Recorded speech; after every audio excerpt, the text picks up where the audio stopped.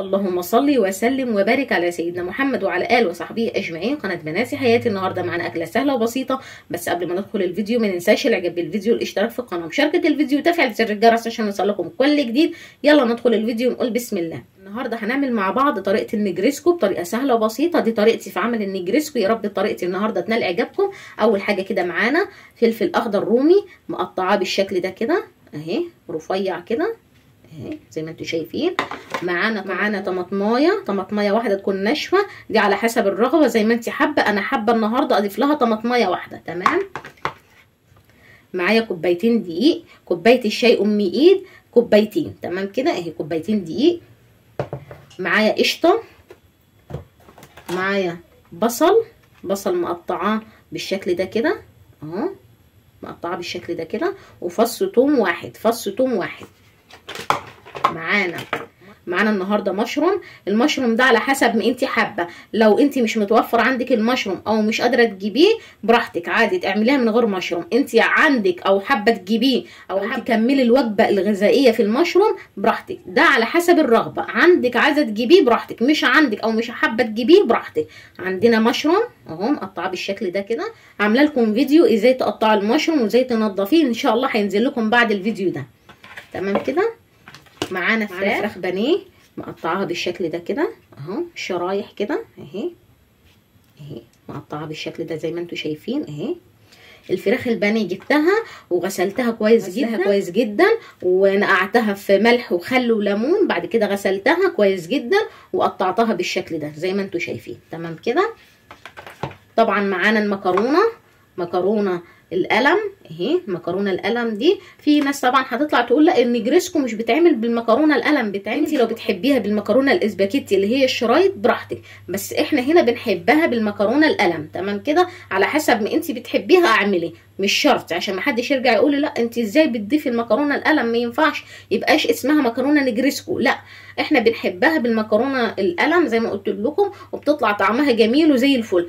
انت اعملي على حسب ما انت حابه. تمام كده. مش بتتعمل بالمكرونه الاسباجيتي الشرايط، لا زي احنا بنحبها بالمكرونه القلم. تمام كده. وبتطلع جميله وزي الفل زي ما انت حابه اعمليها. تمام كده. ادي مكوناتنا. ومعانا جبنه موزاريلا طبعا اهم حاجه. يلا بقى على البوتاجاز ونشوف هنطبقها ازاي. تمام. ضفت يبقى سمنه وزيت بس شويه حلوين.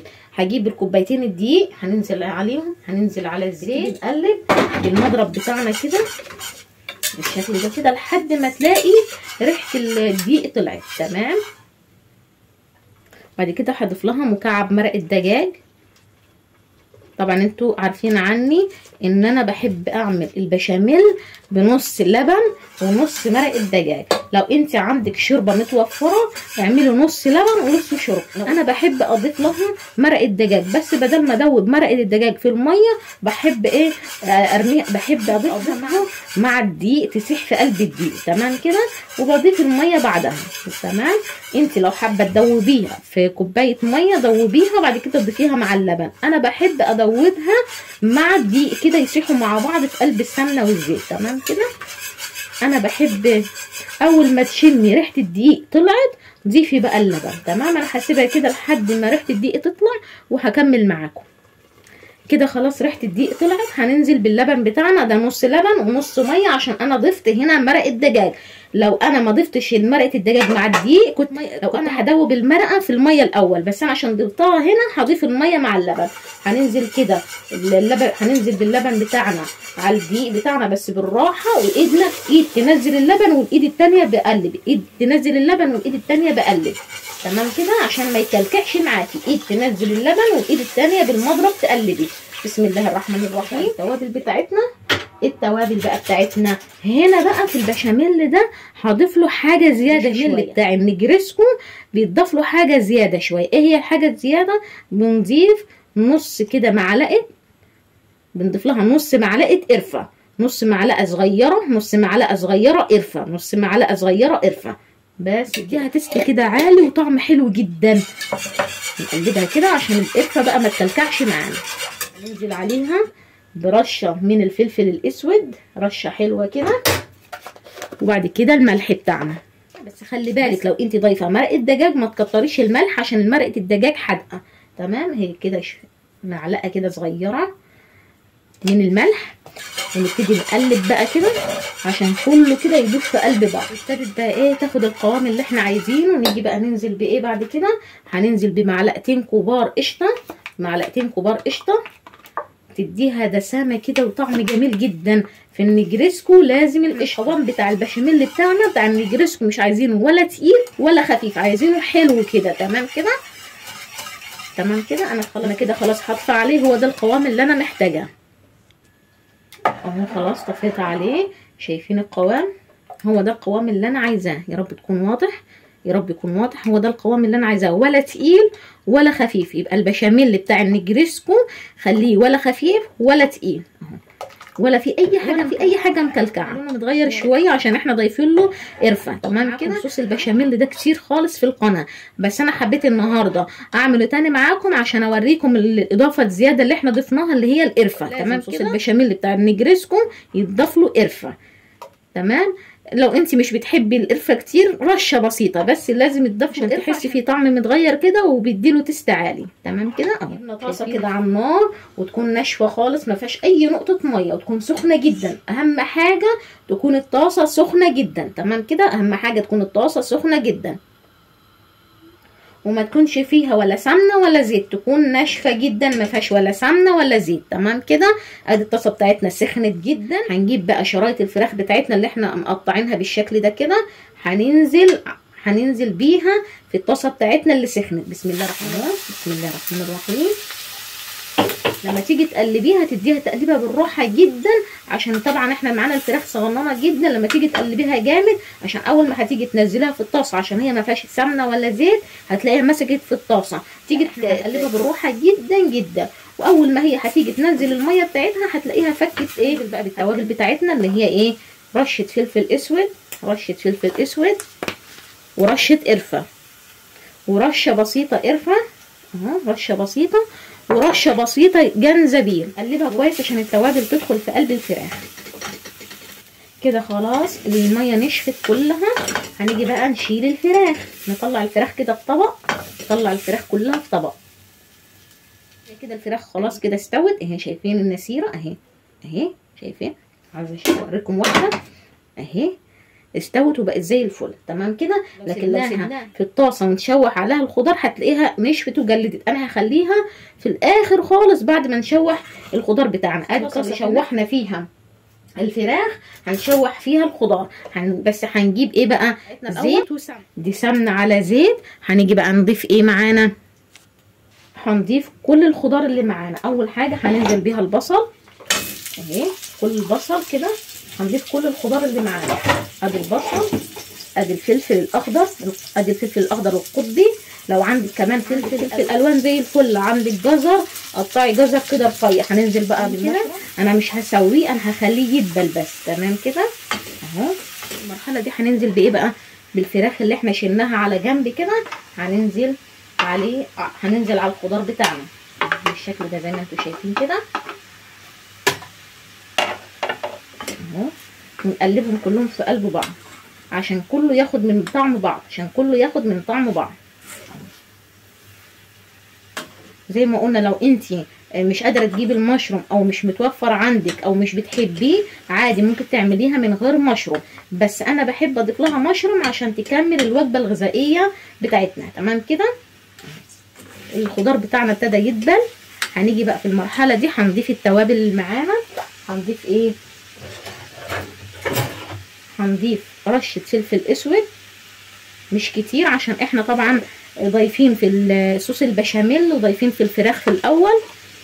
هنضيف كزبره ناشفه، كزبره ناشفه رشه بسيطه برضو كزبره ناشفه. تمام كده اهو، رشه بسيطه. هنضيف نص مكعب مرقه دجاج، نص مكعب مرقه دجاج. هنضيف ملح معلقه صغيره كده عشان طبعا احنا ضايفين مرقه دجاج، عشان احنا ضايفين مرقه دجاج. بنيجي بقى ايه؟ نضيف فص توم مهروس، فص واحد توم مهروس. تمام كده. بديها ريحه حلوه كده ونكهه حلوه، بديها ريحه حلوه ونكهه حلوه.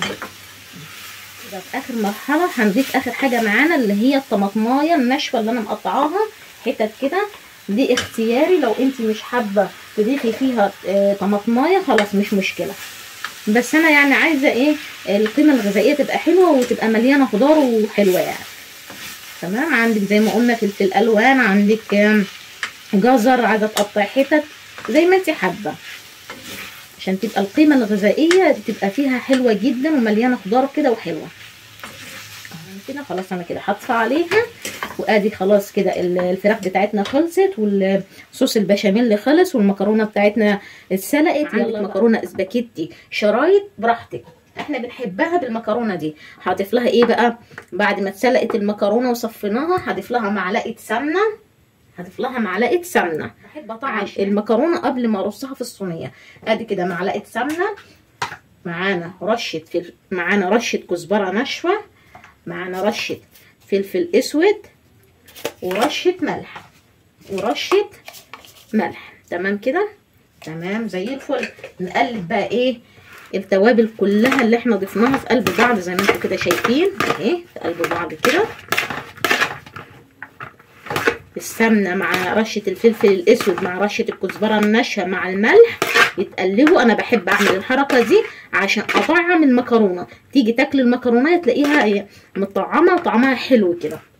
تمام. بشاميل اللي هننزل على المكرونه اللي احنا تبلناها اهي بالشكل ده كده،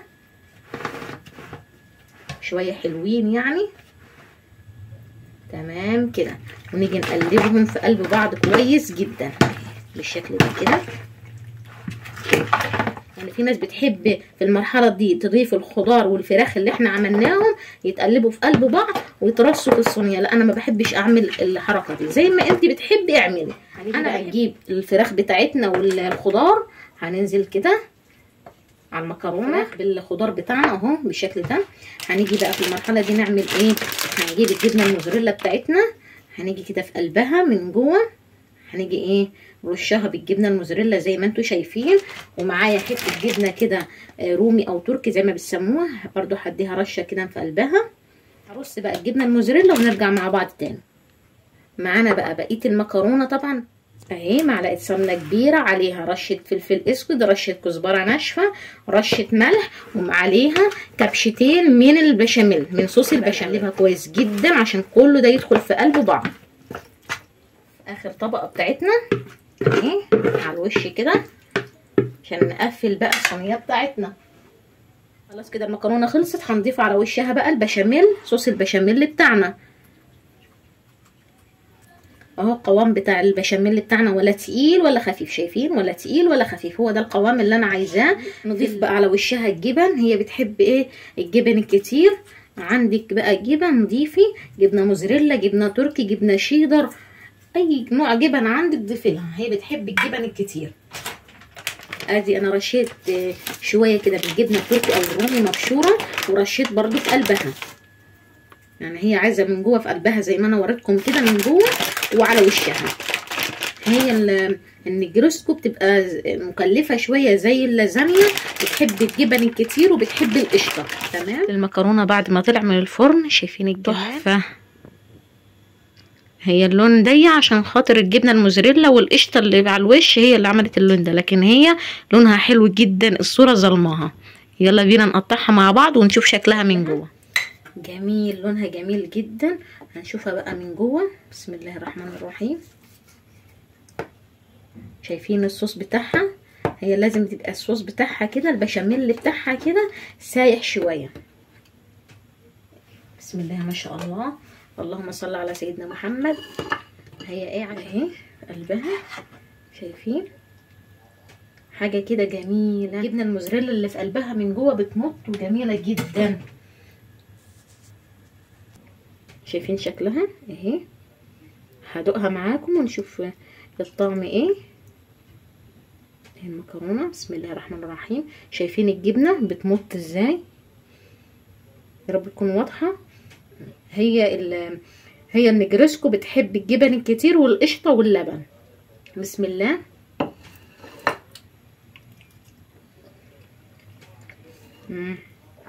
طعمها جامد. هناخد حته من الفراخ كده اهي، حته من الفراخ. طعمها جميل جدا، وملحها مظبوط وسواها مظبوط، وطعمها تحفه تحفه تحفه. شايفين الجمال والطعم؟ هي معلش مكلفه شويه، هي معلش مكلفه لها جبن وقشطه، ولو مشروم عندك كمان، لو عندك مقدره تجيبي مشروم بتديها طعم كمان حلو. حتى لو عملتيها مره في الشهر بس لازم تكلفيها وتضيفي لها قشطه وجبن ومشروم عشان تديكي طعم حلو وتست حلو، وزي ما بتشتريها كده من بره بس انت عاملاها ببيتك، انت ضامنه عاملاها ازاي. ومن بره وبره كمان بتشتريها غالي. لا انت هتعملي صينيه زي كده اهي، البيت كله هتعملي صينيه كبيره زي كده والبيت كله هياكل منها، وانت كمان بتبقى مكلفاها وضايفه لها حاجات كمان من عندك، وانت ضامنه حاجتك وضامنه عاملاها ازاي. يا رب النهارده الوصفه تنال اعجابكم وطريقتي في عمل النجريسكو تنال اعجابكم. في ناس بتعملها بالمكرونه الاسباجيتي الشرايط العريضه، وفي ناس بتعملها بالمكرونه القلم زي ما انت حابه تعمليها. تمام كده. انا بحب اعملها بالمكرونه اللي هي انا بحب اعملها بالمكرونه القلم زي ما انتوا شفتوا كده معايا، ودي طريقتي في عمل. نطلع مع بعض بقى ايه مخلل الخيار اللي خللناه مع بعض اهو، هنفتح عليه مخلل الخيار اللي احنا عملناه مع بعض، هنفتح عليه ونشوف شكله ايه، استوى ولا لا. ده عملته يوم الثلاث بالليل، ده عملته يوم الثلاث بالليل، والنهارده الخميس العصر، النهارده الخميس العصر هنفتح عليه ونشوف شكله ايه. تمام كده. بسم الله الرحمن الرحيم. بسم الله، اللهم صل على سيدنا محمد، اللهم صل على سيدنا محمد. نجيب طبق نشوف شكله، نديله تقليبه كده اهو. بسم الله بسم الله، اللهم صل على سيدنا محمد اهو اهو. شايفين شكله حلو جدا ومش غامق، لونه حلو كده فاتح وجميل ولا مهري ولا اي حاجه. ده مخلل الخيار السريع. طبعا شفتوا الفيديو احنا عملناه ازاي، طريقته ازاي السريع طبعا اللي عملناها ازاي، وازاي يتعمل سريع وازاي يستوي بسرعه وناكله خلال يومين اهو اهو. شايفين لونه، شايفين لونه استوى، وشايفين من جوه ولا مهري ولا ناشف، سواه حلو ومظبوط. هدوق معاكم حته. بسم الله اهي، بسم الله الرحمن الرحيم. سامعين ملحه جميل جدا، ولا مالح ولا ناقص ملح، ملحه حلو ومش شطه. حته الشطه اللي احنا ضفناها، الفلفل الاخضر القطبي اللي احنا ضفناها الصغيره مش شطه، لان احنا الفلفل الاخضر القطبي اللي انا ضفته مش شطه جامد يعني، حلو خلاه حرش. انتي مش حابه تضيفي زي ما قلنا فلفل اخضر قطبي حامي براحتك، عايزه تضيفي شطه يعني تضيفي كتير فلفل اخضر قطبي براحتك. هو حلو سواه مظبوط. شايفين ولا مهري ولا لسه ناشف، حلو يعني فيه اللي هو القرمشه الحلوه، ولا ناشف ولا مهري. شايفين سواه مظبوط وجميل جدا. ارجعوا شوفوا الفيديو اللي قبل ده ازاي عملناه المخلل السريع ده اللي نفتح عليه خلال يومين ويكون شكله بالحلاوه دي والطعامه دي ويبقى زي الزبده وجميل مسكر وحلو. شوفوا الفيديو اللي قبل ده، شوفوا الفيديو ده انا عملته معاكم يوم الثلاث بالليل والنهارده الخميس العصر، وفتحنا عليه في عمل النجريسكو. يا رب النهارده الطريقه تنال اعجابكم. ممكن حد يرجع يقول لي مش هي دي النجريسكو، مش بتتعمل كده، انا بعملها كده وبتطلع جميله جدا. ان شاء الله تجربوها تنال اعجابكم. لو وصلتوا لحد هنا ما تنسوش الاعجاب بالفيديو، الاشتراك في القناه، مشاركه الفيديو، وتفعيل زر الجرس عشان يوصلكم كل جديد. نلتقي في فيديو جديد. السلام عليكم ورحمه الله وبركاته.